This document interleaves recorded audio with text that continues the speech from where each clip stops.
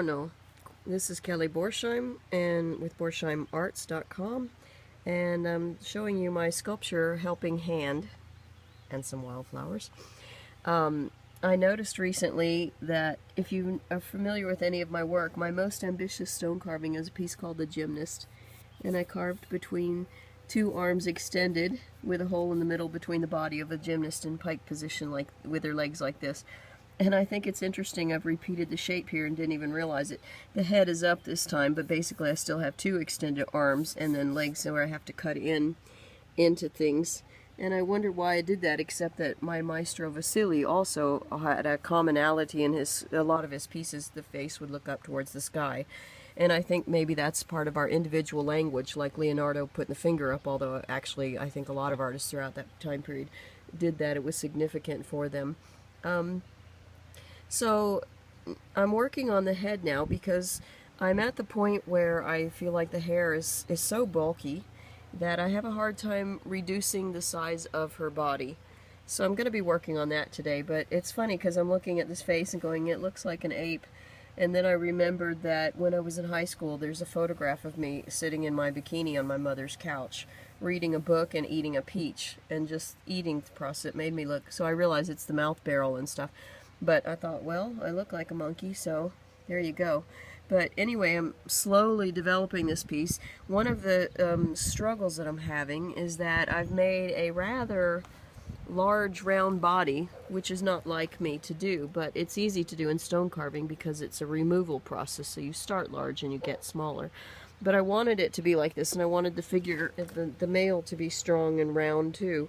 So it's an interesting thing for me to work with this proportion and get stuff where it seems believable and everything. But so right now I want to shape this so it looks more like a skull and a head and those kind of things.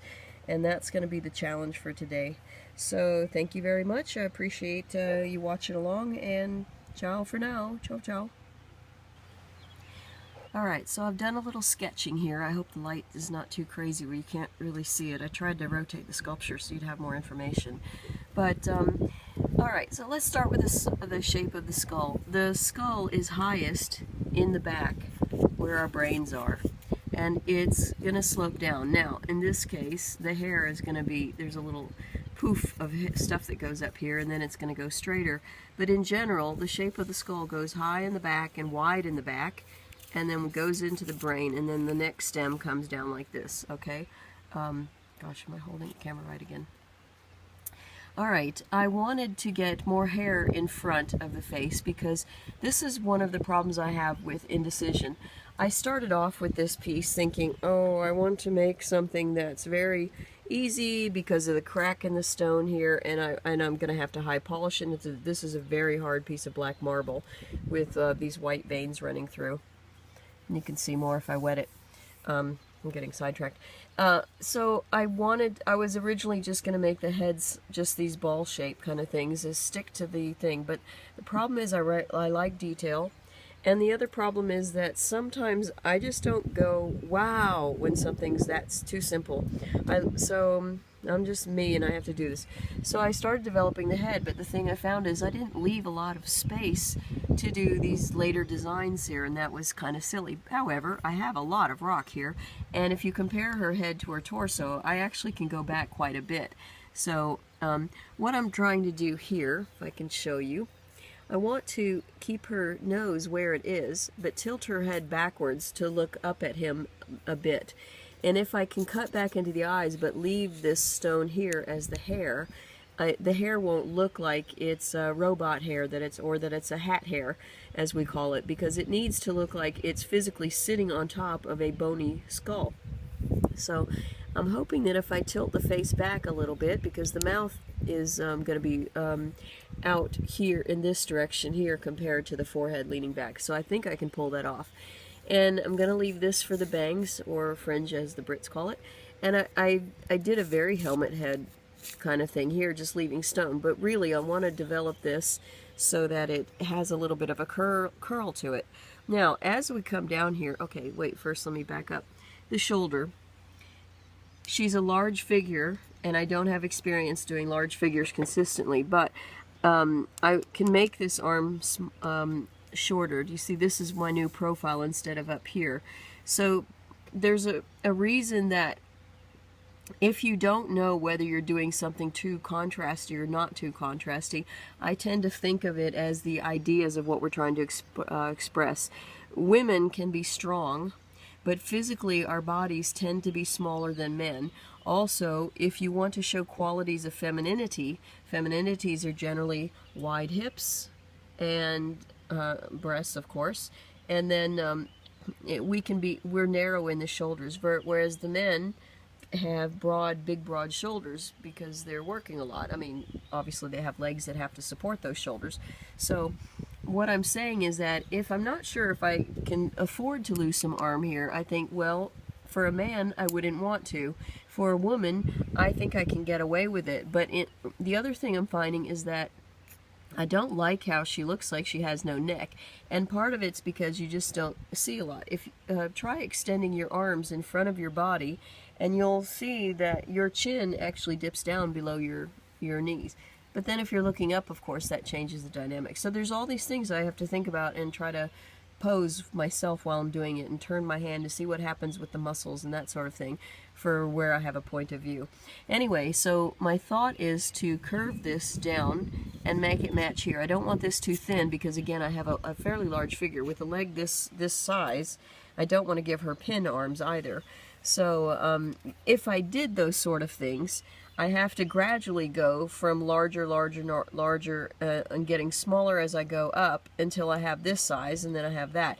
But to have a head this size to match a hip bone this size, it would be ridiculous to then put skinny little arms on her, right? So I want her to feel like her body is believable as her body, one unit that works together. Not just a Frankenstein thing that's a bunch of parts he found wherever he found them. Okay, so in the process of that, I know I'm going to be cutting this rock, but I don't want to do a profile straight to the back because when I come from this side, I can have my helmet hair change to where it curls down, and it takes some of this rock here. Instead of cutting it away, I have it to develop into waviness of hair, okay? Now you can see from this point of view here, hair is definitely, I mean, I'm contradicting myself as always, but hair can be thick, but the likelihood is it's not. Plus, even though originally I wanted to keep this as a C shape, was an abstract, the more I'm developing, the more I'm realizing I can't really do that. So right now what I'm seeing is an obvious problem is that the rib cage is roundy round here. And I put her a waist in here because it just struck me as more feminine from this other back view here.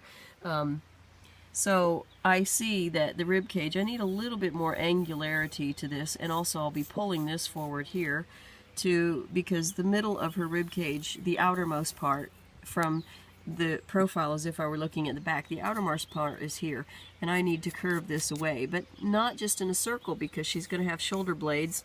And even though I don't need to give all of that information, I need to understand that the form is there and I can gloss over it, but I need to kind of get into to show that it's there. The same way that I showed that the hip bone, that there's a pelvis right here. You can kind of see it's a little bit angular and then it goes down. So she has the gluteus muscle here and following the spine. So anyway, I know what I'm getting at is this. As I get into cutting off this bulky section here from this profile, do you see how I'm moving my angles to see the line?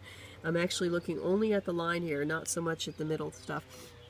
As I develop this, I'm going to be having more material for hair, but hair can be flowing as it goes down, but as it goes down, it's getting thinner and thinner and thinner, if you want to follow reality, because I'm not making a big design where her hair just continues on as Rapunzel.